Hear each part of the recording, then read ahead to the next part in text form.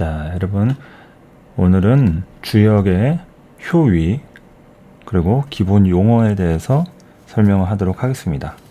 이제 64괴 대성괴를 학습할 건데요. 이 대성괴의 구조라든지 각각의 막대기, 효라고 하는 것을 어떻게 부르는지, 그런 것들이 어떤 관계 속에서 유기적으로 메커니즘들이 형성이 되는지, 이런 거를 하나씩 알아보도록 하겠습니다. 주역은 8괴가 2개씩 짝지어져서 총 효가 6개가 된다고 했죠. 8괴는 3개씩이니까 그것이 2개가 중첩되면 6개의 효가 됩니다. 6효라고 하고요. 그러면은 이 6효가 갖고 있는 각각의 자리라든지 이 효들을 부르는 명칭이 있습니다. 그래서 그 부분들을 한번 살펴보면요.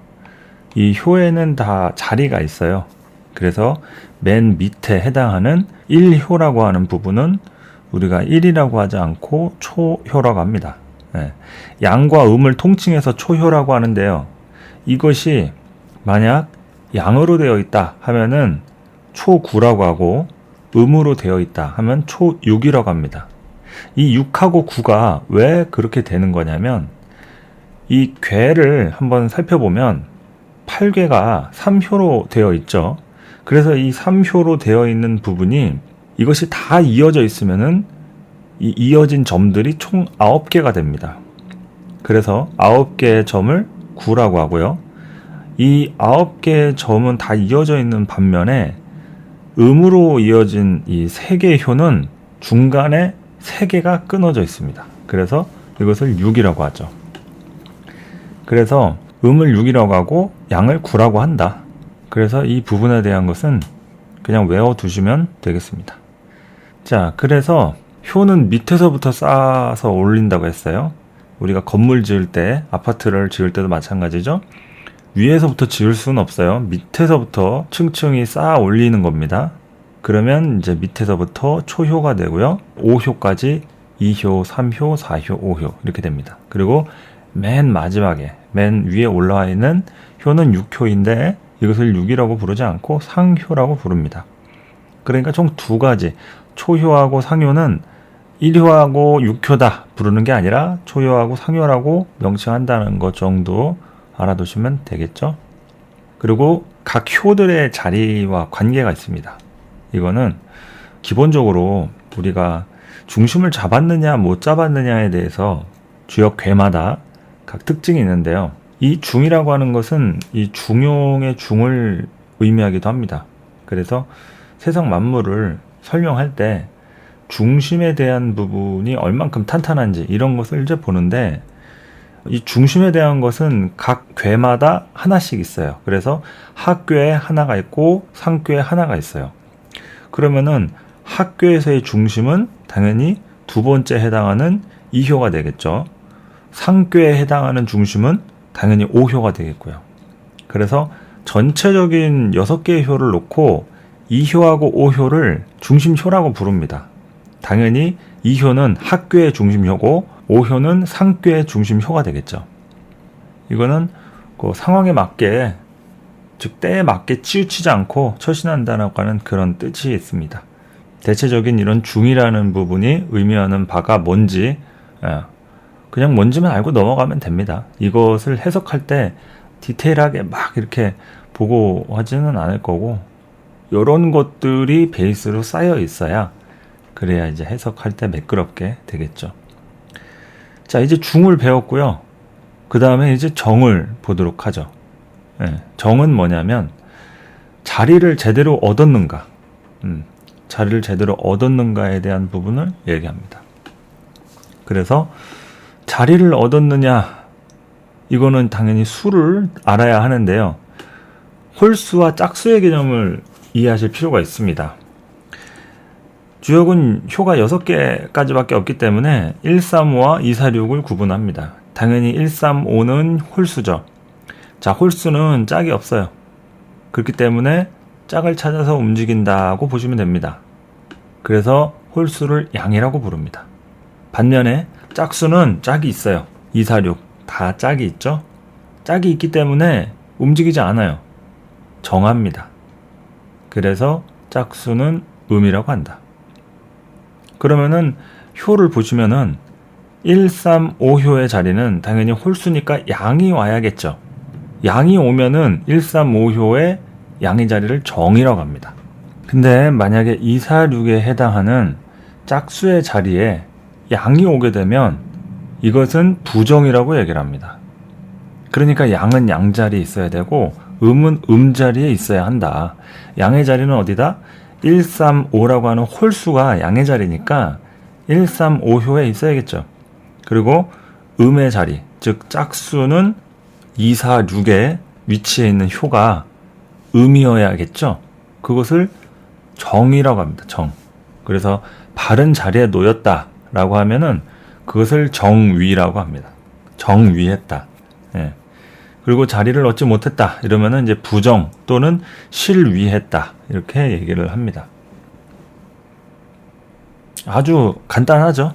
이런 괴가 여러 가지의 그런 경우의 수가 있는데 1, 3, 5효에 위치한 자리에 양이 들어오면 정이고 음이 들어오면 부정이다. 그리고 2, 4, 6에 해당하는 자리에 음이 오면 정이고 양이 오면 부정이다. 이게 전부입니다. 이게 중정응비에서의 정에 해당하는 이론 전부예요. 그러니까 괴의 모양을 살펴보고 이것은 초효가 부정이고 2효가 정이네. 3효는 정인데 4효는 부정이고 이런 식으로 관찰을 해보시면 되겠죠.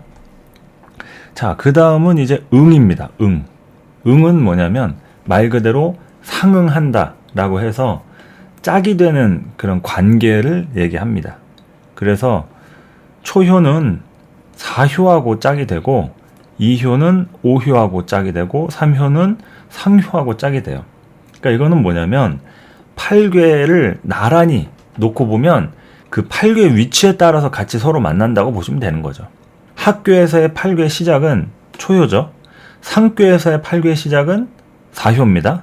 이 두 개가 서로 만나는 거예요. 그리고 두 번째에 해당하는 2효는 상궤에서도 두 번째에 해당하는 효가 5효죠. 이렇게 두 개가 만나고요.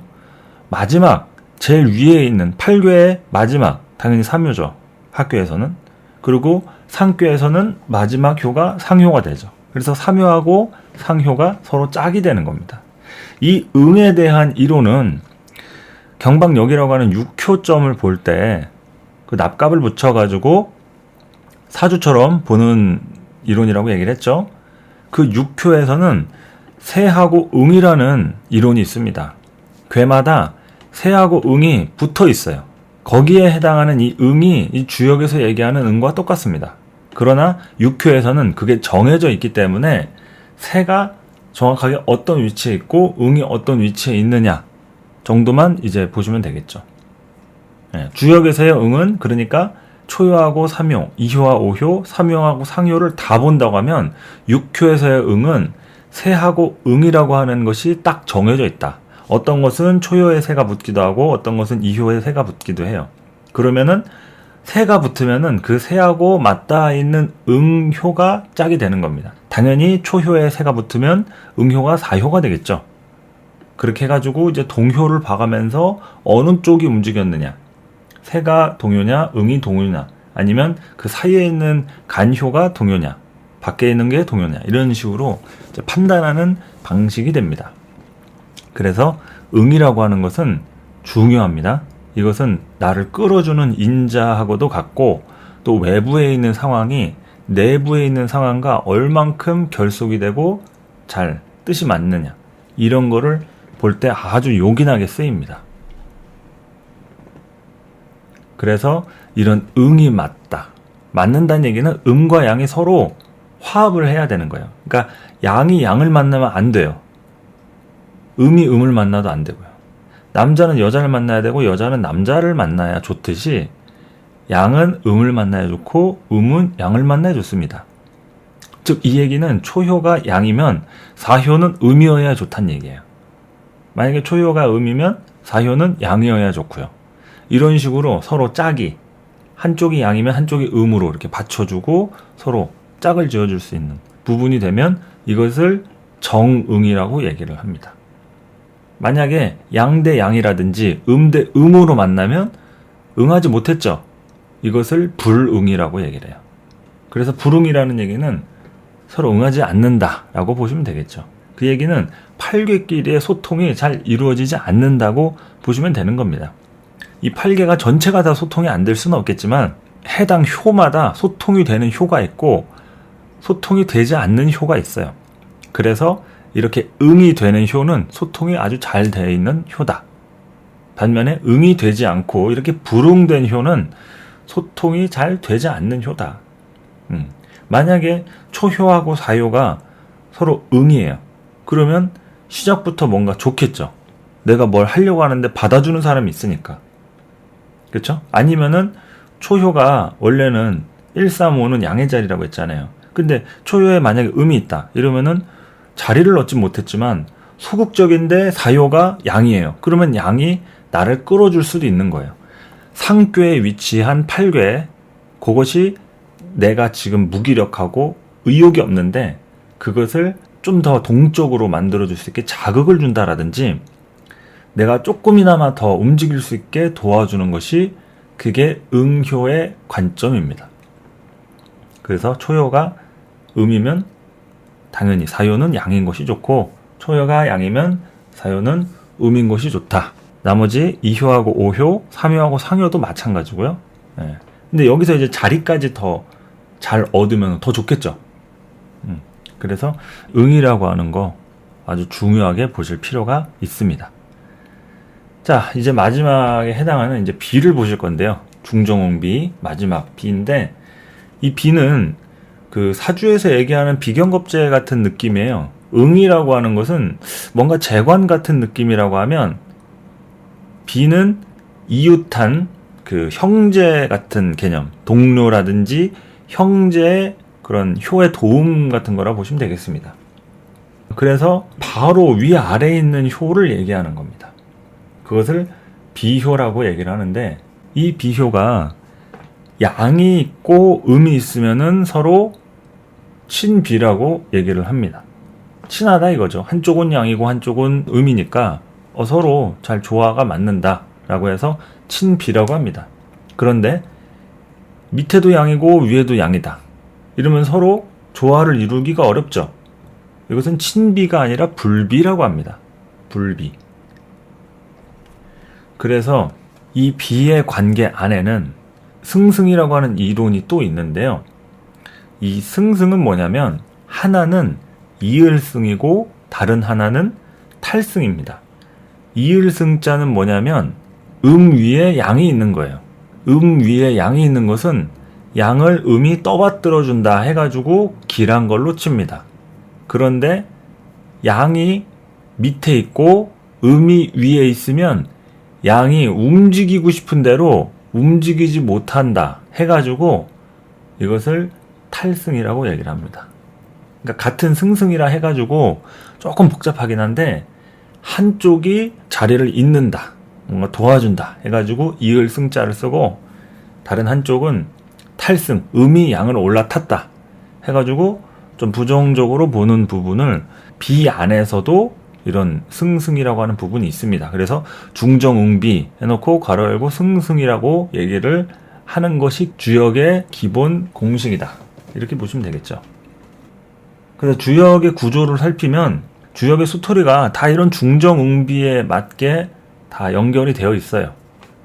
그래서 어떤 것은 이런 비적으로 뭐 친비하고 불비하고 어떤 것은 정응하고 불응하고 어떤 것은 또 정위하고 또 부정이고 뭐 이런 식으로 나옵니다. 그래서 오늘 배운 이 내용만 기억하고 계시면은 뭐 주역의 기초 이론은 끝난 거라고 보시면 돼요. 대성괴를 학습하시기 전에 여러분이 기본적으로 알고 계셔야 할 주역의 기초 핵심, 이것을 딱 요 정도로 정리하셔도 충분히 아주 훌륭한 상태라고 보시면 되겠습니다. 그래서 기본적으로 주역의 64개 6효죠. 6효가 이렇게 6개의 효가 있는 부분이기 때문에 이 구조를 유기적으로 여러분들이 해석하실 수 있다고 하면 그러면은 이제 주역을 작괴하는 법만 알면 작괴를 해서 해석을 해서 결국엔 이렇게 될 것이다 하고 예측을 하고, 또 그러고 그 예측한 것이 맞았는지 틀렸는지 또 복기해서 또 그런 자료가 이렇게 쌓여가지고 나만의 어떤 지식 체계로 하나의 작품을 만들 수 있으면, 그러면은 여러분은 주역 공부 끝난 겁니다. 물론 그 과정이 어디서부터가 시작이고 어디서부터가 끝인지는 각자 판단할 문제겠지만 그것이 거의 시작과 끝이라고 보면 되는 거예요. 그러니까 제가 말씀드린 대로 그렇게만 하시면 되겠습니다.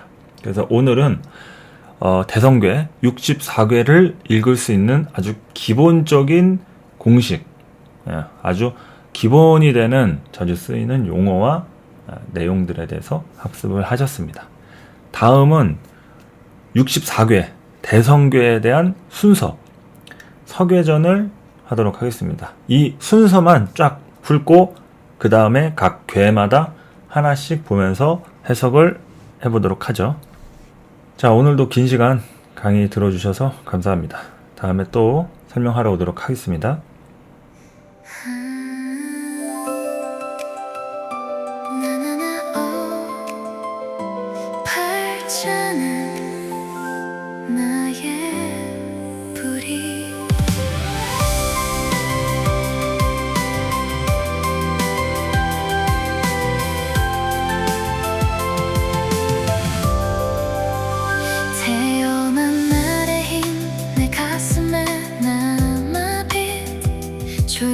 결처럼 내 사주팔자에 담아 오늘의 바람이 날 조용히 스쳐져가 흔들리는 내 맘 길을 묻는 이 밤 숨겨둔 그 의미가 내 안에 번져만 가 오래된 시간들 내 운명 숨결에 담아 바람 부는 순간 내 귓가에 속삭여 멈추지 않는 내 맘 감출 수 없는 이 밤 팔자는 나의 뿌리 팔괴는 부는 바람 사주로 만든 인생 주역으로 순간 check it 팔자는 나의 뿌리 팔괴는 오늘의 바람 깊은 곳으로 날 데려가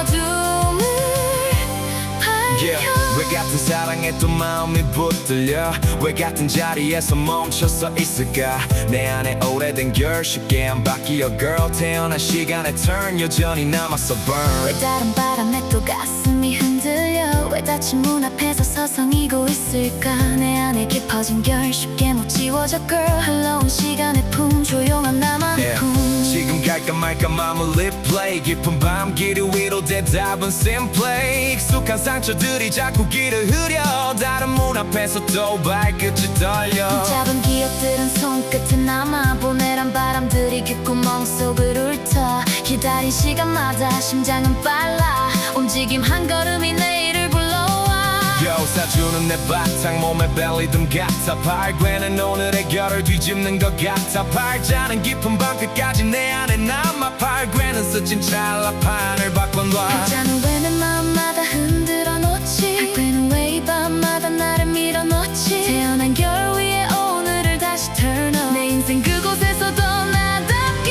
burn up 팔자는 나의 뿌리 팔괴는 부는 바람 사주로 만든 인생 주역으로 순간 check it 팔자는 나의 뿌리 팔괴는 오늘의 바람 깊은 곳으로 날 데려가 어둠을 결코 밝혀 어렵지 않아 하나씩 알아가면 돼 그리 멀지 않아 조금씩 다가가면 돼 태어난 나를 품고 오늘의 때를 묻지 흔들리는 마음도 조금씩 맑아져 더 밝아져 팔자는 나의 뿌리 팔괴는 부는 바람 사주로 만든 인생 주역으로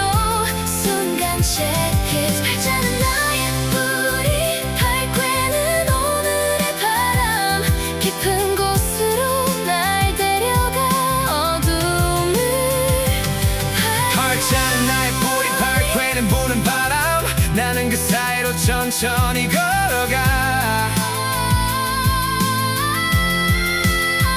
발자는 나의 뿌리 발괴는 부는 바람 나는 그 사이에서 조금 더 나를 본다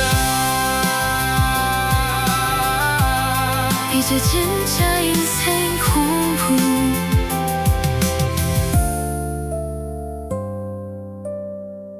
발자는 나의 뿌리 발괴는 부늘의 숨결 과거 오래된 나와 지금의 나를 잇는 말 발자는 나의 뿌리 발괴는 부는 바람 나는 그 사이에서 조금 더 나를 본다